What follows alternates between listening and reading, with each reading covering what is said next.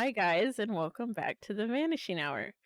I am Snow, and today we have Shadow with us, who's going to be listening in on the case we are covering. Say hi, Shadow. Hello, I am Shadow. Sorry for the intermittent coughing that will be occurring. I can't seem to shake this weird random cough. But, anyways, today we are going to be discussing a case from the 90s. Some of you may have heard of it. Some of you may have not. I don't think Shadow's heard of it, so this might be a new one for him. I haven't heard of anything, so we'll see what happens. Well, you've heard of some because I talk about them constantly to you, but I haven't said a peep about this one. You have literally no idea what you're walking into right now. Sounds normal. Okay. So, today we will be talking about the vanishing and subsequent murder of Karina Homer. Karina Homer was a 19, maybe 20-year-old. Nobody could give us a date of birth, but at the time of her death, she was roughly 20 years old. She was originally from a small town near Skillingard, Sweden. Somewhere in Sweden. She lived there for pretty much all of her life with her family, but her family said that she was always itching to travel and be literally anywhere but where she was at. She had a real passion for exploring the world and stuff, so her plan was always to eventually branch out from the town that she grew up in. Her family said that when she was a kid, she was like part of like their equivalent of Girl Scouts out there. And stuff like that. But by the time she was 20, she was ready to pretty much leave and explore.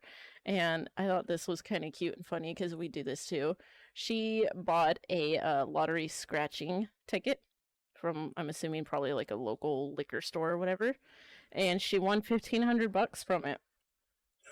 The hell? Why doesn't that happen to us? Because we're unfortunate souls. She won $1,500 from the lottery ticket, and she decided that that was pretty much like the sign from God that it was time to make her move and to leave. So she used the $1,500 to buy a ticket to none other than Boston, Massachusetts. She bought the ticket in March of 1996. And she also, before she left, she decided to sign up for a company that places foreign women into places where they can be like live-in nannies. They call them au pairs. It's very French. I don't know if I'm saying it right. I'm sure you've heard of it, right, Shadow? Like an au pair, au pair. Nope. No. Okay. Well, I was curious what it was and how it differed from just like a nanny, because like this case is known as like the butchered nanny case, just to give you some insight where this is going to be going, which is terrible. I don't think people should be remembered that way. But I saw nanny, so I was like, well, what's the difference between an au pair and a nanny? Sorry.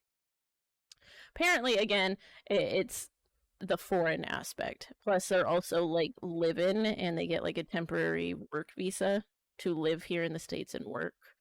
And in exchange, they get like a place to live, but they have to, clean the house, take care of kids and whatnot, stuff like that. So she signed up for that and then she bought her ticket. Her dad drove her to the airport, and that was that. She was officially here in the US. So she arrived and was immediately placed with a really well-off family, a photographer by the name of Frank Rapp and his wife Susan Nichter, who was a painter, an artist, and they had two small children at the time. So she was placed with them, and they lived out in like the like pinky up neighborhood of Dover in Massachusetts. And she lived there with them during the week. She'd work 5 days a week, and then on the weekends actually allowed her to stay in Boston, like in the town, at a studio that Frank himself used during the week for his photography. She was allowed to stay there on the weekends. That way she could, go out and do 20-year-old stuff and would be like right down the street from it.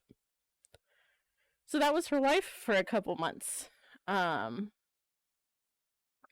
a month after arriving, though, and working for Frank and Susan, she started writing letters back home saying that she wasn't really enjoying the job as much as she had hoped.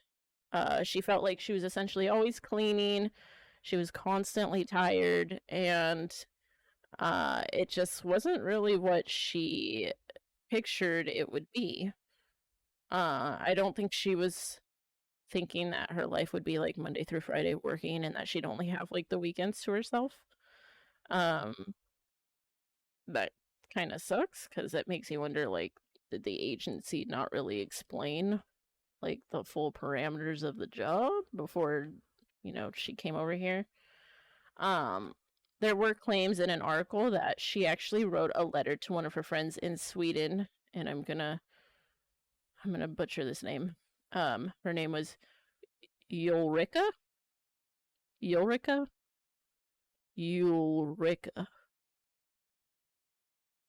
But anyway, she wrote a letter to her stating that she wanted to come home that August, that she was not happy, and that something terrible had actually happened to her.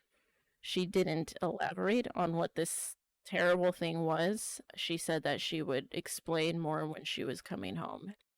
But this was in April. So she got there in March, stayed there for about a month, and then was starting to write letters to home saying, I'm not happy, I don't want to be here, some shit went down, I'm planning on coming home in a few months.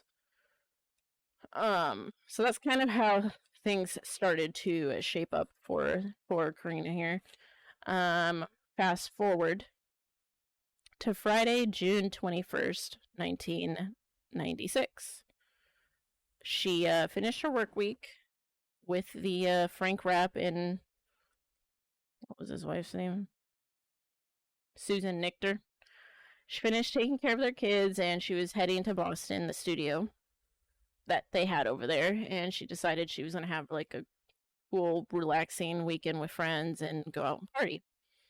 So all of her friends, which were also like European au pairs or nannies and stuff like that, she had like a group of them that she knew, and they all gathered at the studio that night before heading out to a really popular club at the time that was called Zanzibar. It was located in Boylston Place in Boston, which I Googled it, and it was maybe like 2 miles from where the location of the studio apartment she was at. It wasn't far. They probably could have walked it. So they gathered there, and they were actually going to be celebrating the Summer Solstice, which is like a European holiday. I'm not too familiar with it, but that particular day was the Summer Solstice, so they were going to go out and party hardy. Now, remember, Karina's 19, maybe 20, so she's obviously underage, but being that she was only in the US for a few months, she somehow already had a fake ID. And she was able to easily enter clubs with her friends, no problem. That's always, like, really made me wonder, like, did you have a fake ID growing up? I didn't have one. I didn't even know where to get one. No, I mean, I don't even know where you would begin to right? get a fake ID, to be honest. Like, you always go to Vegas. Sometimes they have them on the like corner street or something. Maybe you can find someone. But like realistically, I always feel like you hear like these stories and you see movies and like read books and stuff about these people that like, oh yeah, they had fake IDs and they just got in. Like, where are you getting these? Because when I was this age, I probably would have killed for one, and it wasn't like you could like throw a rock and hit somebody who's offering fake IDs. I don't know anybody who was like, hey, you want a fake ID? $20 or whatever. Like, I never encountered that in my life. no, my favorite is in movies when it's like there's this known guy in high school that like prints out fake IDs for everyone, and you're like, that's just not a Yeah, thing. it's like a little laminator machine in his fucking Yeah. backpack, and it's like, dishing them out. Yeah, the back of his car. He's just like has this little business center or some shit. yeah. No, I mean honestly, no, I don't. That's not a normal thing. I don't know how people just immediately get them so easily. But I mean, hell, if someone could tell me how that happens, Apparently, it I guess was it big doesn't in the matter now. '90s. It was a '90s thing. Yeah, we're old fucks now, so we don't need fake IDs. If anything, I'd like an ID that said I was younger. But anyway, so she has her fake ID. She's with her nanny friends, and they're going out to Zanzibar, which was apparently the tits at the time. Okay, so they're heading out. Um, the weird thing is that there seems to be very differing accounts on like the events after they arrived there.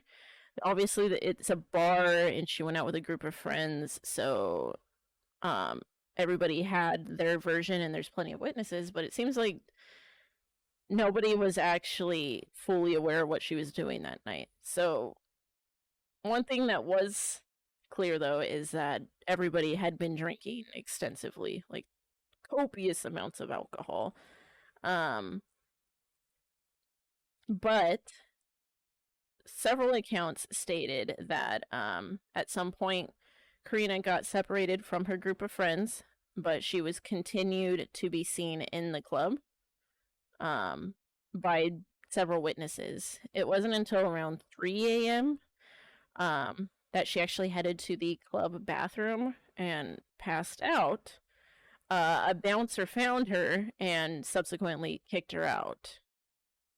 So I feel like if somebody's falling asleep in the bathroom, should you be kicking them out or should you be calling them a cab? I mean they do that stuff all the time, right? I mean I she's know, but like, isn't that where like people like this is why people end up butchered? You know what I mean? Like, well, I mean, nowadays, yeah, nowadays it's one of those things where like bartenders and stuff or bouncers will have a better way of making sure that you get home safe. Whereas back then, that wasn't like this huge thing like it is nowadays, and I think it's because of cases like this, I guess, where they realize that maybe the clubs or bars or whatever could do more, but. I guess, yeah. I mean, I was just a baby when this happened, so I didn't know the club scene then. But I just feel like whenever you hear like people getting thrown out because they were too drunk, I'm like, no, no. But at the same time, I mean, they're adults, so True. it's not like you can sit there and just babysit them because they're drunk. I mean, they're adults; they made the decision to get drunk, and I think at that point you just say, "Hey, get out of my bar because you're trashed." Okay, never going to your bar. Just letting you know now. Don't go to Shadow's bar because he will leave you out on the concrete, drunk and alone. I mean, come on, if you're a chick, I'm not gonna do it. Oh, okay. Well, whew, thank God. Anyway, so at this point, 3 a.m., she fell asleep in the bathroom. She's shit faced. The bouncer finds her, is like, you know what, beat it. Can't be in here anymore. So at this point, she's apparently wandering alone and drunk in what they referred to as the alley. God, sorry. The alley, which I pictured when I read that. I'm like, okay, like some disgusting, like guttery rats running around, trash. She's just fumbling around in this narrow hallway to hell. But it's actually, like when we go to Vegas and Fremont Street, Yeah.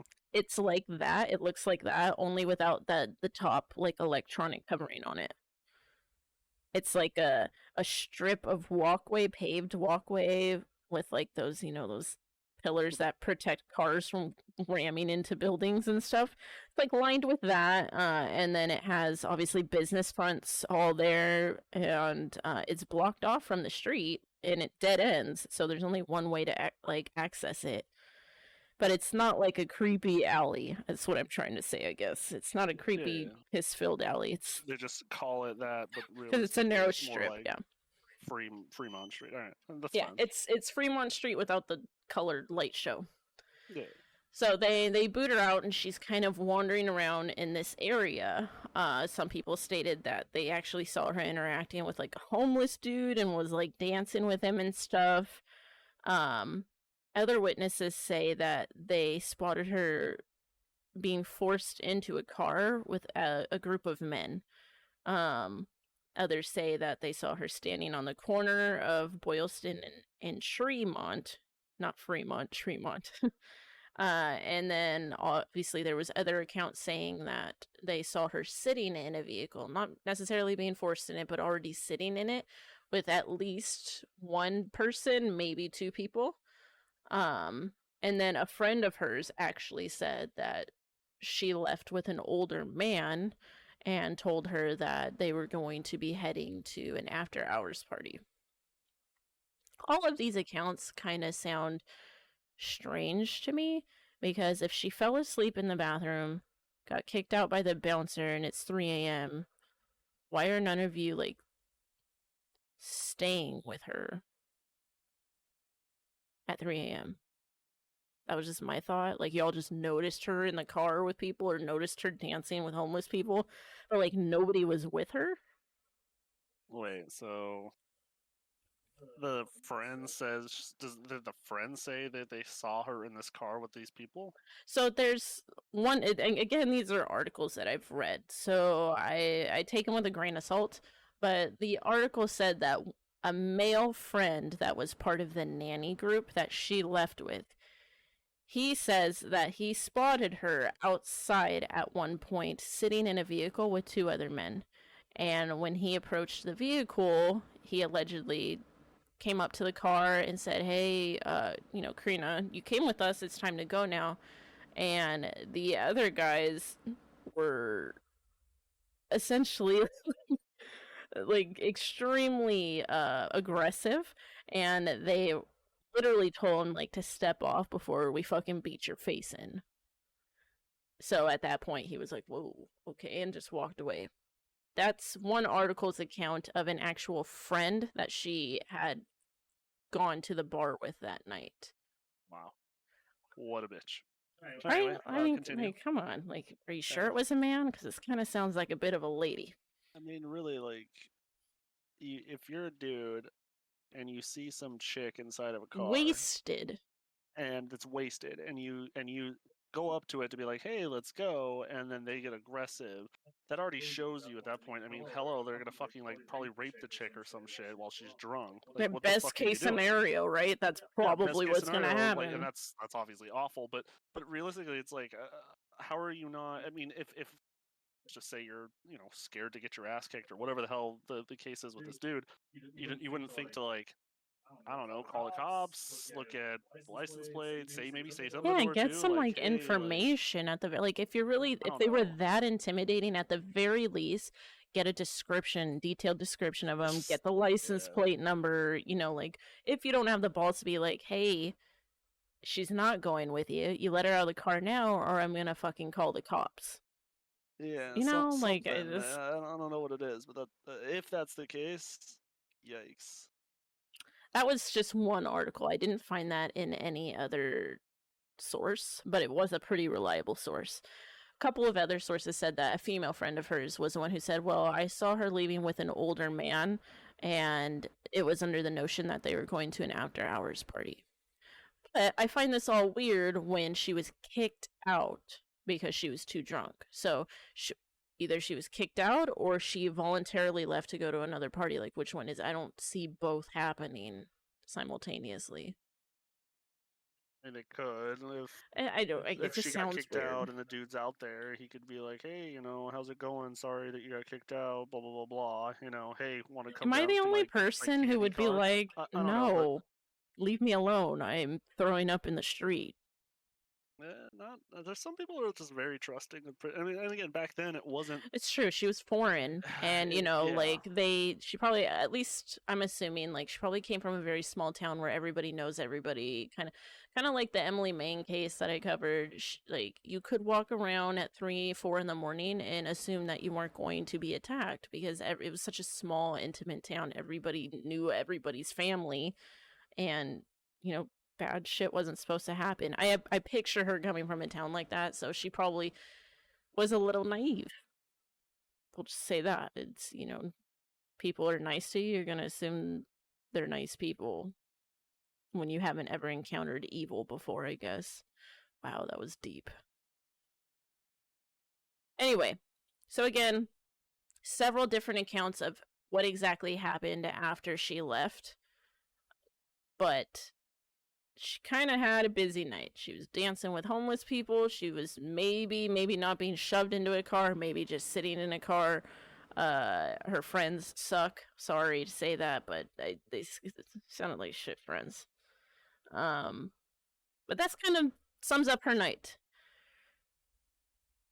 Regardless, after this night, Karina is never seen alive again, obviously, because we wouldn't be talking about it then, would we? Now, moving forward, the reports that I read ranged on the time frame of what happened next. I'm trying to word this right, and it sounds really strange. I'm sorry. But reports said that anywhere from 12 hours later to roughly 36 hours later, if I mathed right. But regardless, she was found Sunday, June 23rd, which was less than 2 days later from the last time she was seen. So Friday the 21st, she goes out with friends. She gets kicked out of the bar 3 a.m. Saturday morning. Sunday, June 23rd, a homeless man is kind of just perusing through trash dumpsters behind an apartment building located at 1091 Boylston Place, which I had to Google because I don't know Boston at all. It was literally like a mile west of where she was last seen, the bar. Like, you go straight down the street that bar was on, about a mile. There's an apartment building sitting right on the corner of Boylston and like a smaller street called Ipswich. There was a dumpster area right behind this apartment building. This guy's digging through the trash and he comes across this bag, this really heavy black bag. So he kind of peeks in the bag and he sees what looks like a human arm, and he flips his shit and he immediately climbs out of the dumpster and he goes and calls the police. So the police arrive and they obviously block off the area and they're trying to figure out what exactly they have here. So they get into the dumpster themselves and they open up the bag, and it's not just a human arm, it's a whole upper half of a woman. So like waist up in a bag. Arms, torso, and head are all still intact. The one thing that the police did notice, though, is that being that this was a whole half of a person, there was very little blood. Wait, so they chopped her in half? Yes. So whoever did this to her between 3 a.m. Saturday morning and afternoon, they didn't give an exact time, but the homeless dude, it said early afternoon. So I'm going to say noonish. Noon, 1 o'clock-ish. This guy's digging in the trash. Somebody obviously got a hold of her and sawed her in half. Clean. It wasn't like jagged, torn flesh, anything like that. The one thing that I kept reading over and over again is that it seemed like it was done A, with an electric saw, but B, the precise location of where they chose to cut was at like the weakest point of the connection between the upper half and lower half of the body, if that makes sense. So like it would be like information a doctor or a butcher or somebody who's familiar with anatomy would know this would be the easiest way to cut through a body. Yeah. But police immediately realized that this clearly wasn't where she was chopped in half, because there was little to no blood in the dumpster, in the bag, or around the dumpster. Like, obviously, whatever happened to her, it didn't happen here. So this was obviously a dumping site. But her bottom portion, like her from waist down, has never been found. It wasn't in the dumpster. It didn't show up, days, weeks, months, years later. It still has never been located. They've only ever found the top half of her. Which is wild. Like, weird and wild. But Thankfully, and this sounds like that sounds shitty, but thankfully that's not how she died. It wasn't like she was sawed in half while alive. She was actually, sadly, strangled to death. They found ligature marks around her neck that indicated that was her cause of death. That's how she died. But strangely enough, there was no defensive wounds on her, so that led them to believe that she must have been unconscious when she was killed. She didn't have any, like, drag marks or dirt on her, like, as if somebody dragged her on the ground to put her into the trash can, anything like that. Like, she was pristine, so it was a very odd scene.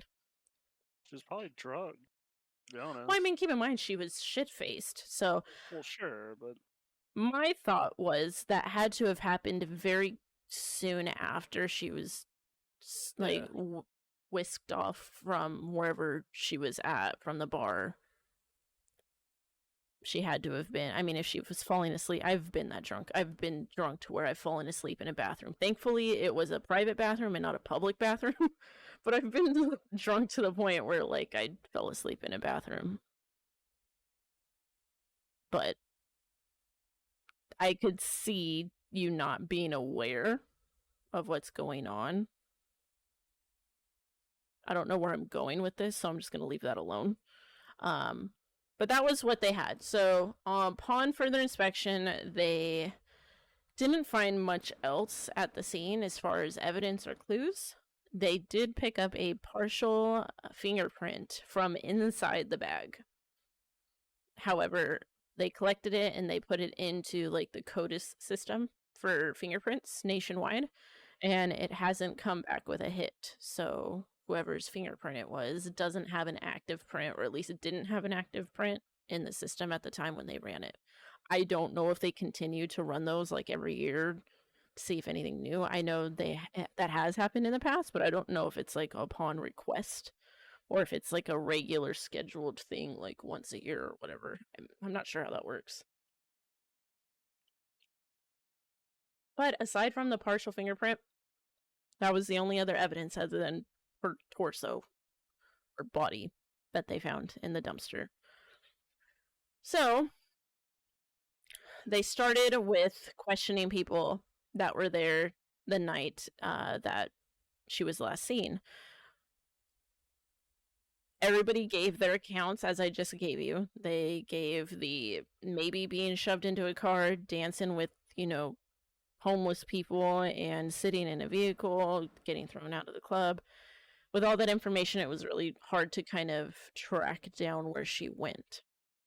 But the article described her as being in pristine condition in the trash. So police felt that this meant that whoever had done this had to have done it in a place they felt comfortable and private, and that they knew the area well enough that they felt they could dump her here and she wouldn't be seen. So they definitely felt like they were dealing with somebody local. So they started with a few suspects. They started with her employer first. So they contacted him, and they were initially kind of wondering why they didn't seem to be concerned about not hearing from their nanny. They explained that obviously, she lives with them during the week and that she stays at the studio apartment on the weekends. So being that she went out on a Friday and she was found on a Sunday, it didn't leave them enough time to actually be worried about where she was at. So that made sense to me. I'm like, hey, that makes sense. And obviously being that, her family is in another country, they're not going to report her missing either. Her friends, I use that term loosely, I guess they didn't feel like it had been enough time passing not hearing from her to be concerned. So nobody had reported her missing, and police didn't know who she was initially. They ended up finding out who she was, by tracking her back to the club. And that's when they found CCTV footage. So police tracked her back to the club, and that's when they were able to find out who she was, and they contacted friends. Friends came down to the morgue and they confirmed her identity, and then that's when they decided to start looking into the suspects they had, one being the employer. So the weird thing that I found out about the employers was that the day after her body was found, so that following Monday, the 24th, police were actually called to their home in Dover, Massachusetts, so like their weekday home, because there was a trash fire on their property. There wasn't much other detail listed. I don't know if they started the trash fire and like neighbors called in the complaint, or if they came home and like found a trash fire on their like in their backyard and were like freaked out. There wasn't really much elaborating on that, but regardless, literally the day after her body was found, the police are called to the employer's home because there's a trash fire. The police collected the ashes from that fire and had them tested to see if they could maybe potentially find DNA remnants that would link them to Karina. There was no connection. They didn't come back as positive to her or anything that she owned. And to this day, there's not really been any sort of explanation as to why there was a fire. But they have stated that the employer has been cleared. I don't know under what terms. They didn't have the greatest alibi. Their alibi was that they had family over for the weekend. But, I mean, you could easily just be like, hey, you know, I'm going out to the store, be back, and, you know, go do some shady shit and then come back and your family would have no idea. I think when you have family over as your alibi, that always seems to be kind of a toss-up alibi-wise, because, again, family can also lie for you. That's just my personal opinion. But regardless, they were subsequently crossed off the list. The police interrogated them and felt that they were not suspects, and they were no longer considered a part of the case. The next suspect that was on the list was kind of a local dude that was a little strange. His name was Herbert Winton. Or Witten, I'm sorry, Witten. Herbert was known for his kind of intrinsic behavior. He had a dog that he would bring with him everywhere he went, and he liked to dress up himself and his dog in Superman costumes. And he was kind of known for that. He was a big burly dude, and he hung out in like the downtown Boston area. And the reason he became a suspect was, like I said earlier, police had tracked Karina to the Zanzibar and collected CCTV footage. They caught Herbert and Karina talking outside the bar shortly after she was kicked out. So they interrogated him and they asked for his alibi. And his alibi was actually that shortly after that conversation he had with her, he got in his vehicle and was driving home to Andover, which I looked up, also didn't know where that was. Looks like it's about 26 miles north of Boston, roughly. So it was like a rough 30-minute drive. And on that drive, he was actually pulled over for speeding and received a speeding ticket. So obviously detectives were able to verify that information. They checked the records, and sure enough, the time frame matched his story about heading home. They felt that with that alibi and where he was at when he received the ticket, there was no way that he could leave there on the CCTV footage, drive out to bumfuck nowhere, wherever he was, get the ticket, and then drive all the way back, attack her, and then drive all the way back home. Does that make sense? Yeah. I didn't really agree with that, but I'll talk about that in a little bit.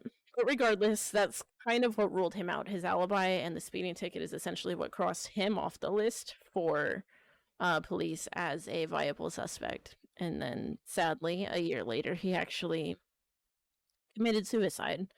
And he, as far as I know, there was no letter, there was no explanation, there was nothing that correlated to Karina whatsoever. But he wasn't pursued further after that because obviously he's not here anymore to ask questions. The final known suspect, and this one seemed, this had to have been hearsay, but it was listed as a suspect, so I'm going to throw it in here anyway, was a musician for the band Sleep Chamber. I've never heard of him. I don't know if you've heard of him, Shadow. But it was a musician named John Zwiz. Zwiz. I hope I'm saying that right.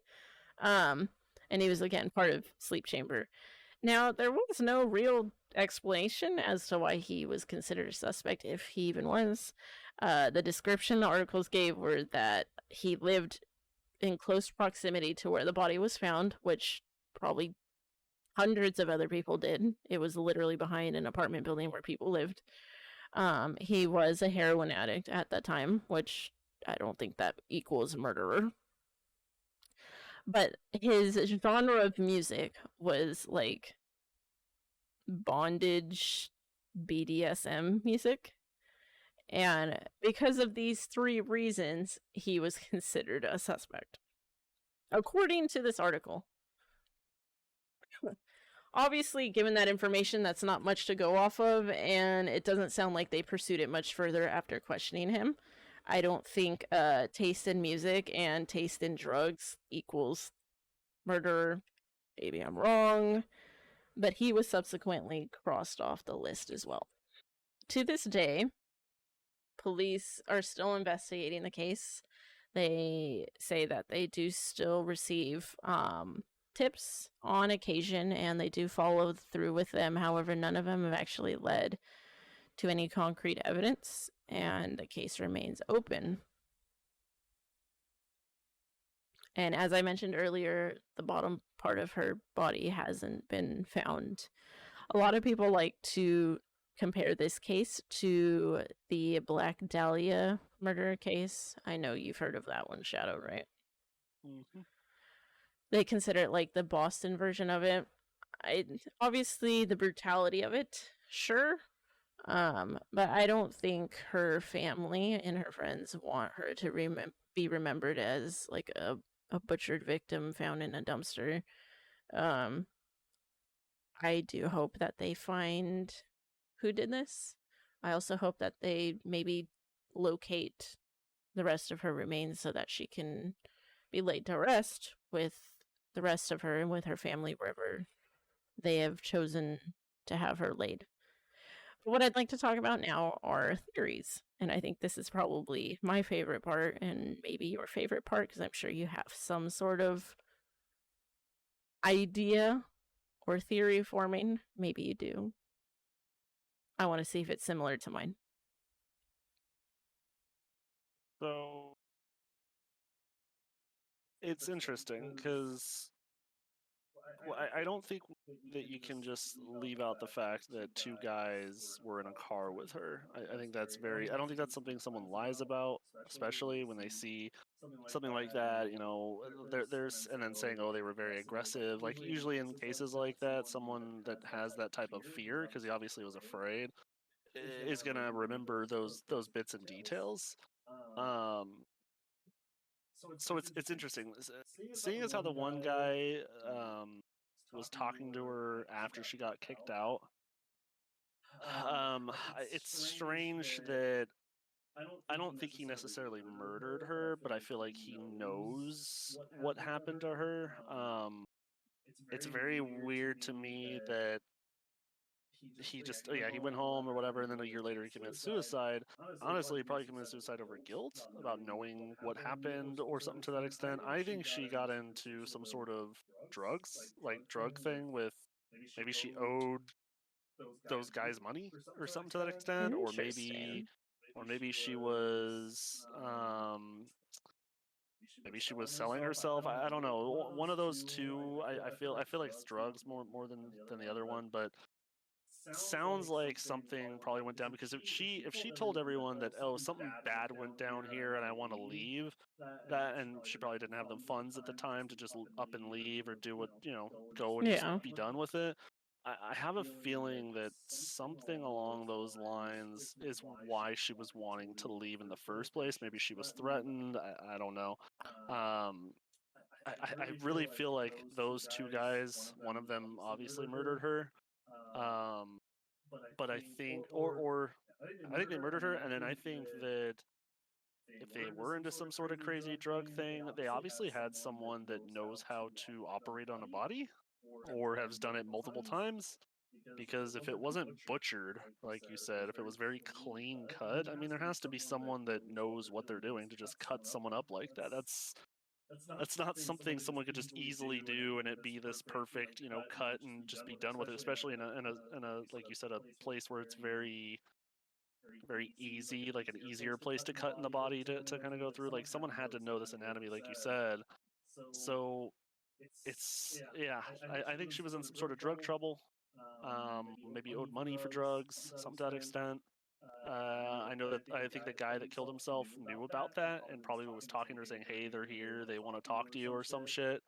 And then I think he went on his way because he was obviously too afraid to kind of deal with them. And I think that's where that left off. And I think he's never talked about it because obviously, I'm sure they would kill him or people he knew or whatever.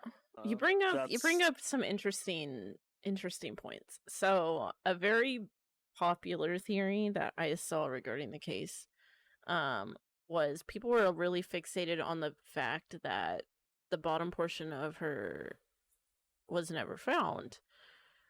I didn't think that was that weird, but a lot of people felt that it was a sign that somebody was trying to hide either sexual assault and get rid of like evidence, or a lot of people who felt that maybe her employer was at fault. Maybe was trying to hide a pregnancy or something of that nature, because a lot of people felt that it just seems odd that her whole bottom part of her, and usually the part that holds a lot of evidence in sexually motivated crimes, is just completely missing. Let's be real yeah, here. When people are attacked, like when women are attacked and sexually assaulted, rape kits are done. You swab and you have a DNA profile, and more often than not, people get caught. Now, keep in mind, this is 1996, so I'd be a little shocked that somebody is applying such forward thinking if it's going to be like a sexual assault, get rid of the evidence. Now, if there was, say, a pregnancy, that could kind of make a little bit more sense. Um, a lot of people felt that that correlated with the weird trash fire on the property literally the day after her body was found. Um, just seemed to point in the direction of the employer. Now, yeah. I could see that. I would definitely say that. I mean, it could be a whole thing. Honestly, it could, yeah, 100%. It could be that the employer hired these two guys as well. And again, I think the other guy just always, I knew he knew something. The guy who killed himself, he knew something, obviously. And I think that guilt just drove him to his suicide, most likely. Um, well, the I do interesting think, about him is when they told me, like, well, they didn't tell me, but when I read that he lived 26 miles north of where um the bar was, and somewhere along that route he received a speeding ticket that night, that tells me he was in a hurry. yeah, Sometime after 3 a.m. he was in a fucking hurry to get home. that's what And I'm saying. I feel like he was scared. well, yeah, but keep in mind, like, the crime scene, obviously where they found her body isn't where it happened. They speculate that maybe some sort of electric saw was used because it was such a clean cut. This tells me, obviously, this happened somewhere privately. How is it that so out of the realm of possibility that maybe when he got pulled over that time and got the ticket, what if she was passed out in the back seat with and the cop didn't see her there, and he's driving over there to his home where he's gonna chop her in half, and then comes and just dumps her somewhere randomly. Like, I don't see how it's so far-fetched, in my opinion. No, it's not. Actually, The speeding in particular tells me he was in a hurry. Why are you in a it hurry could at 3 have. in the Yeah, morning? it could have also. You know what? That's a good point. I mean, there's a very big possibility. Maybe she was in the trunk, right? Yeah, you Like, don't know the that. Like, cop's not gonna for know a that. speeding ticket, If cops don't he, look at that shit. They're not gonna say, "Pop yeah, your yeah, trunk, sir. I need you've been yeah. speeding." That's what I'm saying. So maybe he was speeding, like you said, because he was in a hurry to get home with her. And if she was drunk as fuck as the way she is and was Hmm. passed out in the back of whatever, he could throw her into the trunk if he wanted to. Yeah, And what's she's going to happen? sleeping. Or yeah, or he could have strangled her. Yeah, she could have already been dead. He takes her Yeah, to she the could have already dead. house, cuts her in half, puts her in a bag, and goes and Yeah, dumps her in two he could different have places. he could have strangled her prior to that. So yeah, it could be him too, and that like he might actually be it. Sure, that's another possibility. 100%. I mean, I could see 26 that. miles is nothing, especially at 3 in the morning. There's no traffic. Yeah, and if he's speeding, like you said, yeah, he's either A, like he just wants to get home because he's, obviously just killed someone, or B, he knows about people who just killed someone or was raping someone or whatever the case may be. I mean, who knows? There could be a big thing where if he was talking to her after the fact, maybe he saw, hey, she's drunk as fuck. I can take advantage of her. Maybe he did rape her and then strangled her and then put her in the back of the trunk and then came home and yeah, like you said, cut her. Maybe he knew more than we know in terms of like medical, cut her in I half mean, to yeah, get rid of that evidence on the bottom. there's I mean, plenty of because people that yeah, are into that stuff, you know. at the end of the day, he knows that the cops are going to question him, right? Mhm. Because he knows that if he knows there's security around the security cameras. So if he thought of that after he raped her and then killed her, then obviously he's going to have to do something to get rid of that evidence that's going to lead to him because, like you said, he got that speeding ticket. He probably sees that as, hey, that could be an alibi. That's my alibi, yeah. Let me Yeah, just, go 100 on the street here, get pulled over, and there's my it's alibi. nuts.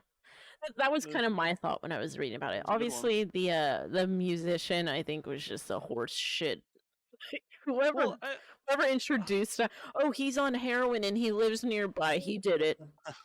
Like, come on. there has to be a more correlation to that. Obviously, the article you read Sure, probably doesn't go over a lot of. Maybe the police never released what they knew about it's this. Maybe this possible. guy dealt drugs to her or something. Like You really are again, going. stuck on her being on I drugs, huh? just She takes the care of only kids reason during the week.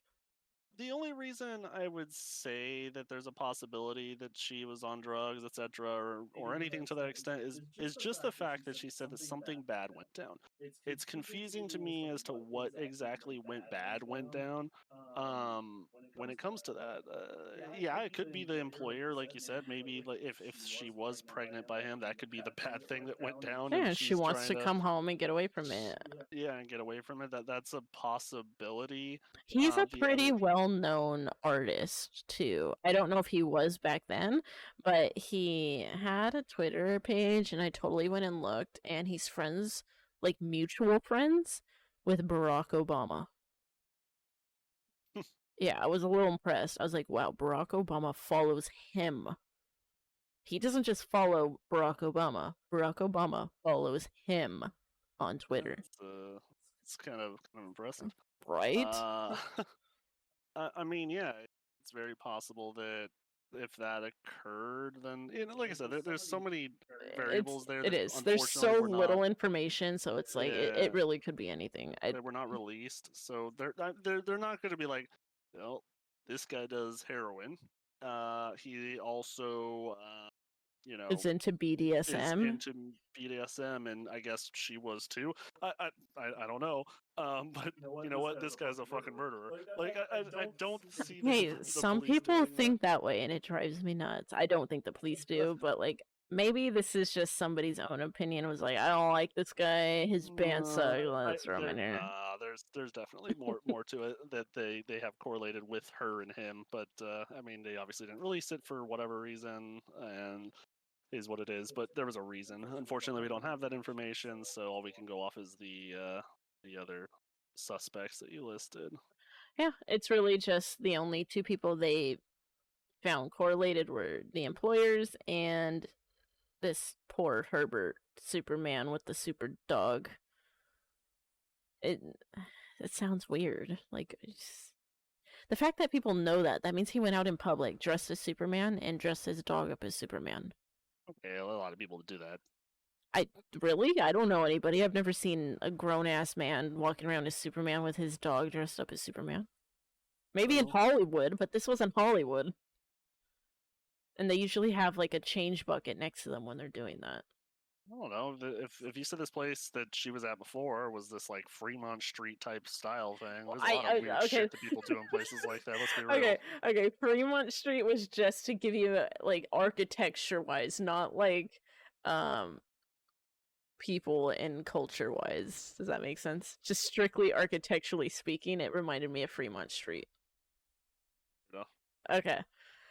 Regardless, I think my final conclusions of this case are I'm really split. It's either the employer or it's Superman / Superdog. I'm probably leaning a little bit more towards Superman. The speeding ticket, I know that's supposed to be like the key to clearing his name, but that actually does the exact opposite for me. And why are you speeding away after 3 a.m? There's no traffic. Where you gotta be after talking to a girl who's gonna show up dead 12 hours from now? Do you know what I'm saying? Yeah, he either, like I said, I agree. He's either A, killed her, or B, at least saw something and it freaked him out. Yeah, he knew something. I think he was the key, the easiest key to solving this, and being that he's passed away, like and in a very sad way. I mean, on top of that, not to say that suicide makes him even more guilty, but like, suicide, it's a sensitive topic. I'm not going to dive too deep into it here, but it usually is an indication of a much deeper issue. We don't know him, we don't know his past, what he was suffering from, but it is possible, you can't rule it out, that whatever was afflicting him and pushed him to do this could have been related to what happened that night. It's possible. I'm not saying that's what happened, but it's possible. Yeah, there's a correlation there. Obviously, it's, correlation doesn't even, causation doesn't even correlation. However the fuck that statement goes. But yeah, you're close enough. You were in the ballpark. I got you. I get it. There is a possibility, though. I agree. Would you lean more towards him or the employer? Or are you Factor X, which was the weird dudes in the car? No, the weird dudes in the car is a weird one to me. But again, I think that those guys were either A, part of some sort of gang that she was affiliated with, or something like that, maybe drugs, etc. Or B, were hired by the employer to kill her. Right? Like, those are the only two options I see with those guys. And I think that, unfortunately, the guy that did commit suicide knew what was going on, whether it be that was murdered or whether he murdered her himself. He knew something, and that's really all I can say. I can't say that one has more weight than the other, but those are only things that make sense to me, just logically speaking, from the evidence that you have or at least talked about. Fair enough. So with that is the case of Karina Homer. You've heard our thoughts, but we are curious to hear yours. Do you guys agree? Do you guys disagree? Or do you have maybe some theories of your own? Please let us know. You can drop a comment on our YouTube page, on our rarely updated Instagram page. I don't post much, but I'm always checking it. Same with our Facebook page. I made that recently as well, if you guys are a little bit more Facebook oriented.